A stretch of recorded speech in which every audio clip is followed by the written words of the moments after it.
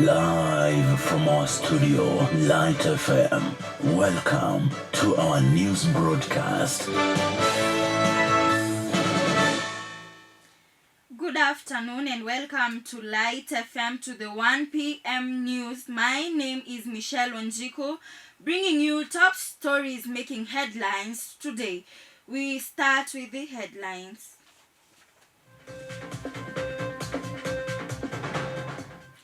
Sorrow as a 30-year-old woman is allegedly stabbed to death by the husband.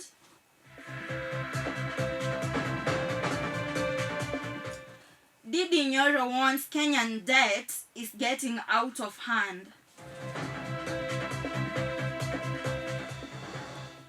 The deputy president blames Ruto for the chaos at the BCP launch.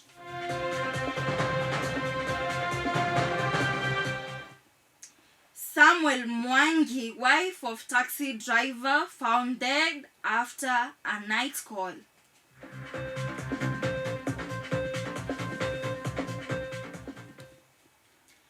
As we start, a 30-year-old woman, Beryl Vera Adhiambo from Migori County, was stabbed to death by her husband. Her lifeless body was found with multiple stab wounds in her bedroom, with the husband nowhere to be seen. This incident was reportedly not an isolated case of violence, as she had been enduring domestic abuse for some time. According to the reports, the mother of four arrived at her home in Banana Estate, where they were received by the house help. The maid recalled seeing the couple enter into their bedroom. However, later that day she grew concerned when the bedroom door remained shut for hours and Beryl had nowhere to be seen. The house help contacted the police, and when they arrived, they broke down the bedroom door and found Beryl's lifeless body inside. Beryl's family later confirmed that her husband, who had gone missing after the incident, was also found dead on Wednesday, on this May 14th. She is survived by 4 young children, including a set of twin boys and 2 daughters. Moving on to the second story, we see that the former Kiharu MP Ndid Nyoro has asserted the unlikelihood of Kenya salvaging itself from the debt hole it is in currently. The borrowing decision, which will frustrate the efforts to get out of the debt hole, according to the MP Nyoro, while noting that the shillings 900 billion debt the government targets this year is higher than the one acquired last year. Wants that getting out of the debt circle would be a tall order, with the regime's supposedly unveiled efforts to reduce the heavy debt repayment burden. He drew an instance from the loan the government seeks to secure and then use a 7-year fuel levy as its collateral, without the assurance that the next government would sustain it until maturity.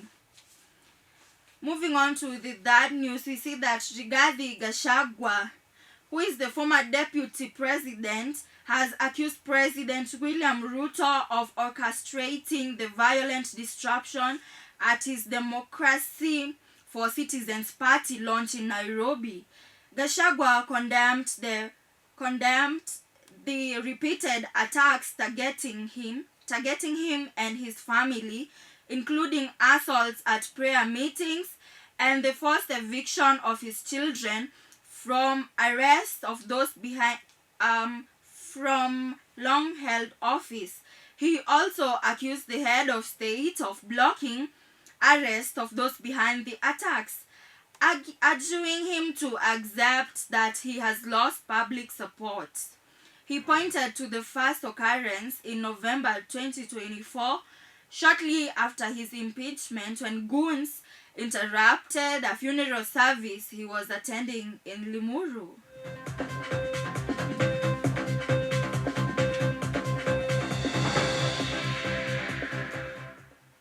Moving on, Jane Wamboi recounted how her husband, Samuel Mwangi, left home in a hurry after receiving a phone call. The cab driver had been requested to take a sick person to the hospital, but Mwangi failed to return home as usual. A few days later, his family received the devastating news of his death as his wife recounted their final moments together. Mwangi had spent the day with his 2 young children, repaired his Toyota Probox, and later went to meet his friends in the evening. Wamboi grew anxious when Mwangi failed to return home as usual, a routine he had maintained for the past 3 years. The desperate and distressed woman, together with her family, launched a search for Mwangi the following day. Unfortunately, on Tuesday, they received the heartbreaking news that he had been found dead. Fingerprints from the National Registration Bureau confirmed Mwangi's identity after his body was found.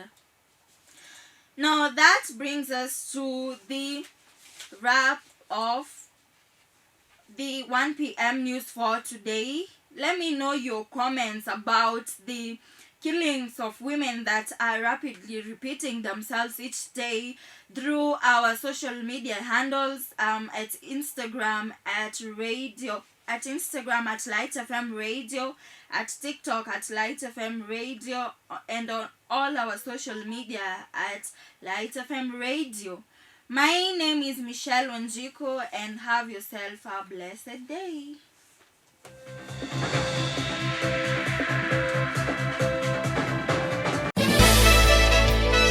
Those are the news making headlines on Light FM.